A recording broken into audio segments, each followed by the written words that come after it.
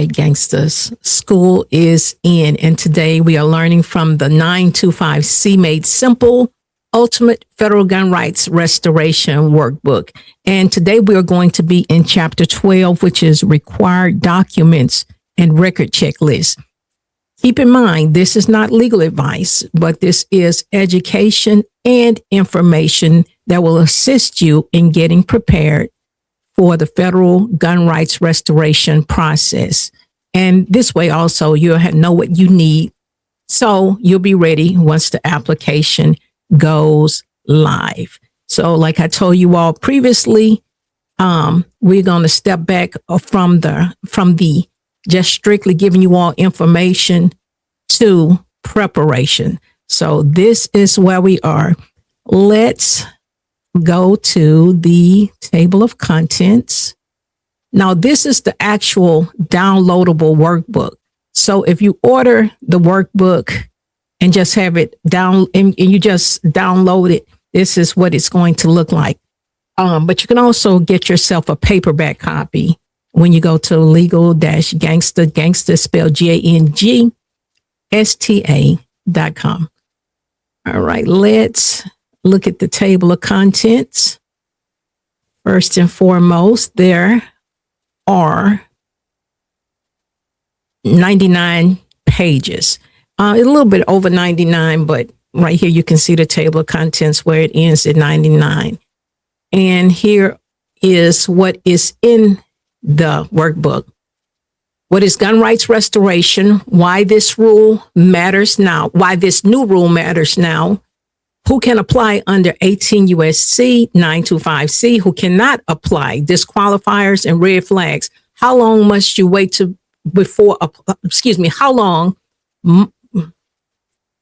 how long you must wait before applying?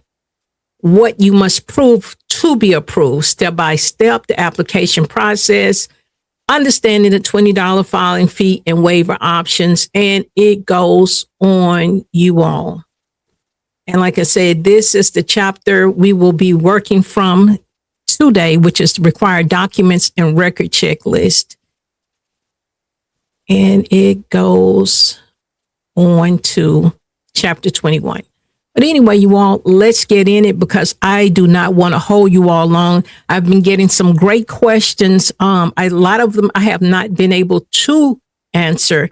But if you have a question, please leave it in the comments and I will try and answer it for you in the comments.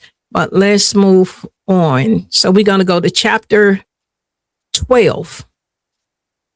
Please take notes because this is something that is going to be very beneficial for you. Even if you do not get this workbook, I'm giving you the information right now. So take notes. Required documents and record checklist.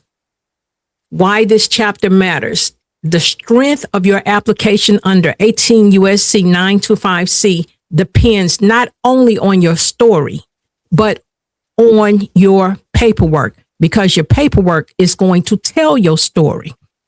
This chapter provides a checklist of required and recommended documents, sample explanations for each document type, pro tips on how to gather, organize, and present your documents, realistic alternatives if certain records are hard to find. Think of your documents as evidence in trial. Your goal is to build a solid case that you are responsible, rehabilitated, and ready. All right, let's take notes. Core documents you must include: the final judgment and sentence. Why it matters: it confirms your conviction and sentence completion. Where to get it: county or state courthouse records department. Next, proof of discharge from probation/parole. This shows that you completed your term successfully. Where do you get it? You get it from probation or parole office or the court. And that's the court in which your case was held. Government issued ID driver's license. It confirms your identity, of course, and the state where you get it from, your state DMV or passport office. Your personal cover letter. This tells your story in your own words. Where do you get it? It's written by you. And there's a chapter that specifically tells you how to write your own personal cover letter. And that is within this work, that is in this workbook. You will need 3 to 5 character letters. Now, I was asked recently, and it was a really good question. What time frame that must these character letters fall into? Could it be a year ago, 5 months ago? And the best answer for this is 30 to 90 days. A character letter should not have been written for you no more than 90 days ago. So you need a character letter that's 30 to 90 days old. This matters because it shows you're respected, responsible, and trusted. Where do you get it? Employers, pastors, mentors, family. They really don't want a whole lot of family, maybe one from family. But the thing about it, of course, family is going to write the best letter for you. So this is really where they rather it from employers, pastors, mentors, individuals of that nature. Payment or fee waiver request. Why it matters, required for application to be processed. And that's in chapter 8. It tells you about this in chapter 8. Now, these are the strongly recommended documents. Proof of employment or income. This shows that your financial stability and reentry into society. Okay, it shows financial stability and reentry into society. Proof of counseling or rehab completion. This shows healing, self-awareness, and rehabilitation. Community service or volunteer hours proves your impact and personal growth. Mental health evaluation, if applicable. It helps to confirm fitness if mental health is a concern. So it helps confirm your mental health. If mental health was the reason you lost your gun rights. Certificate of good conduct or recognition supports your case with documented good behavior.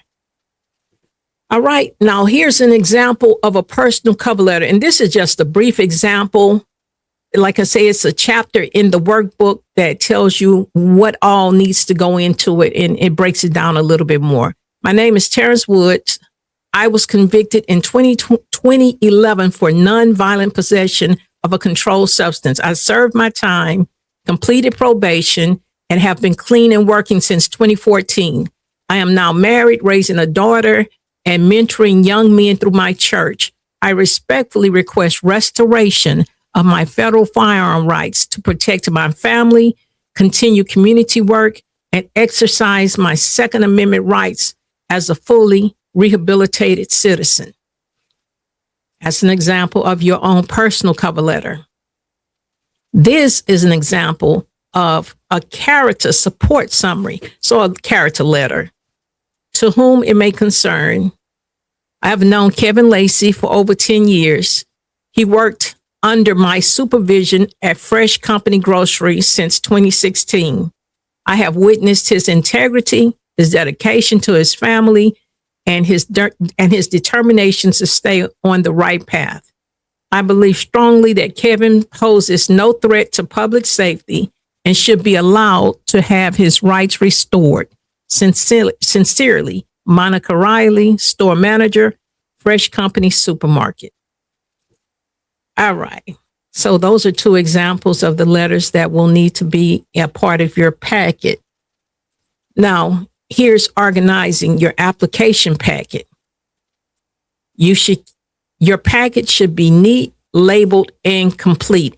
And one of the things, and that's also in the workbook, but and we'll talk about it more when you're getting your documents together, put them in a manila folder or some type of file folder.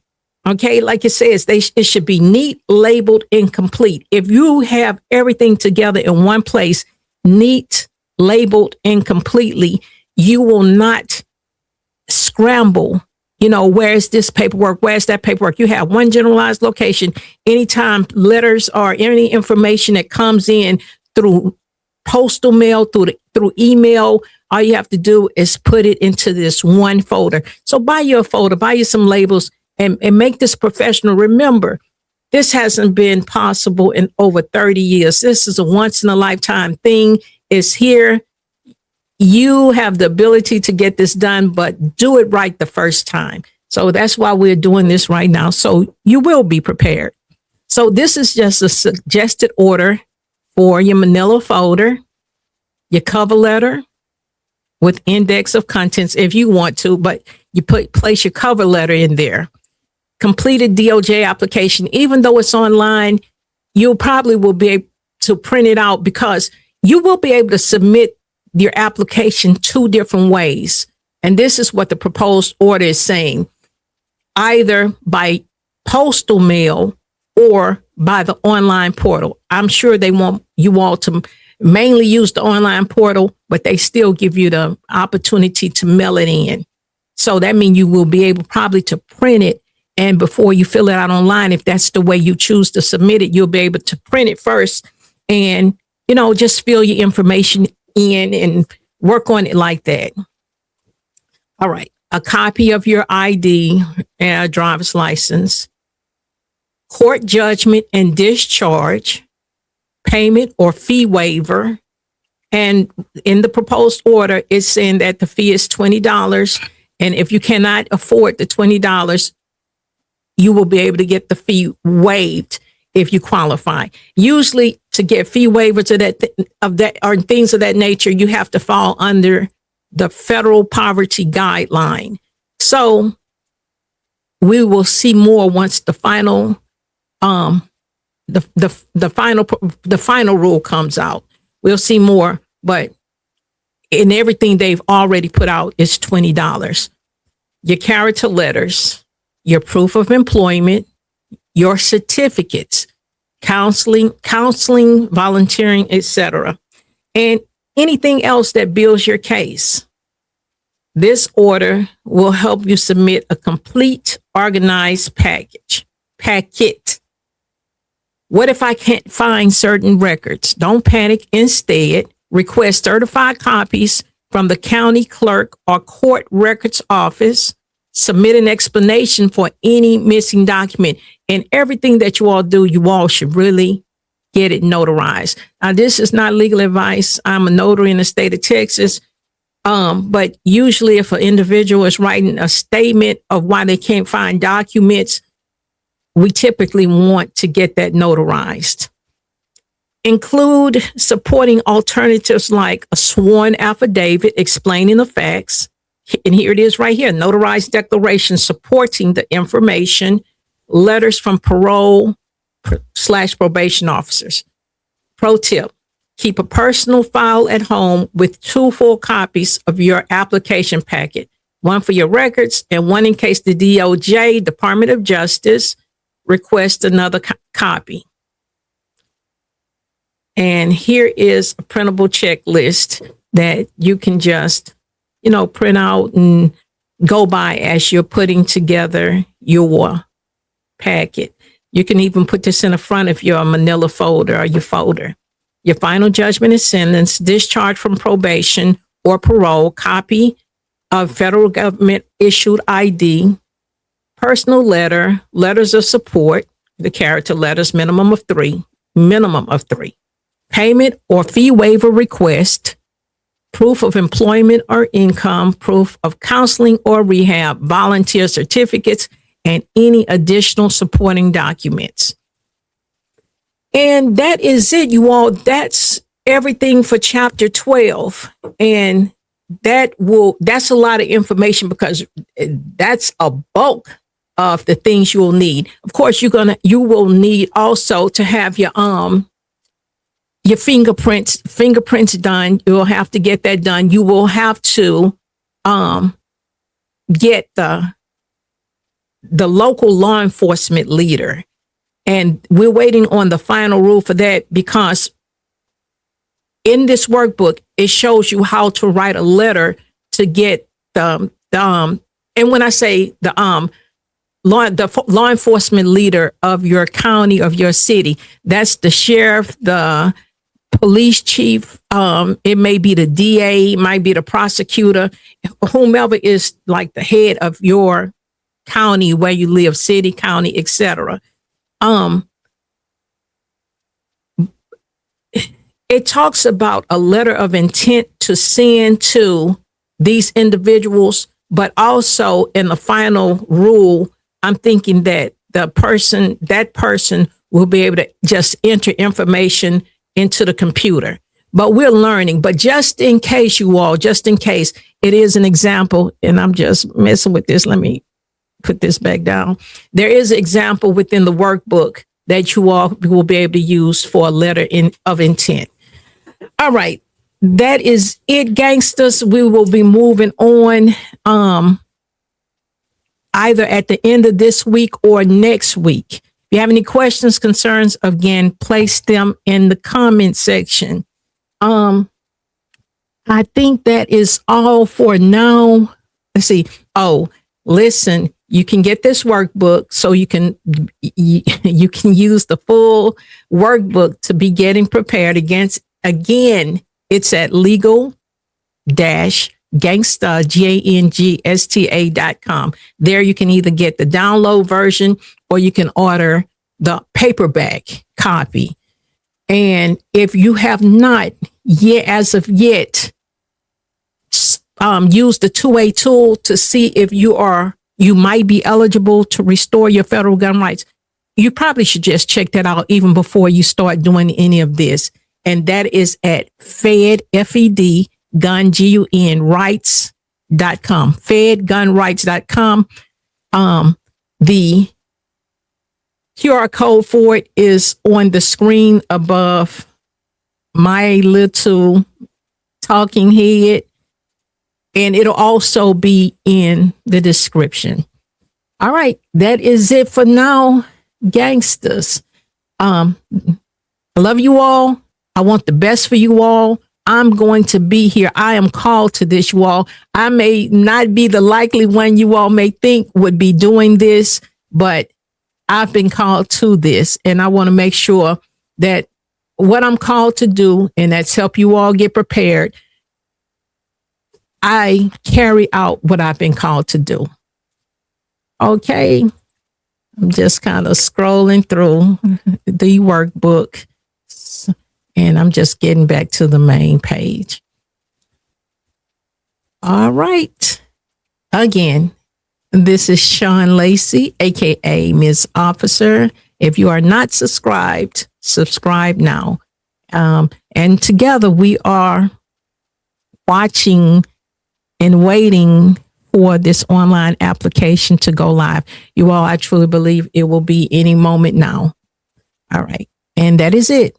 God bless you all. Love y'all. Bye-bye.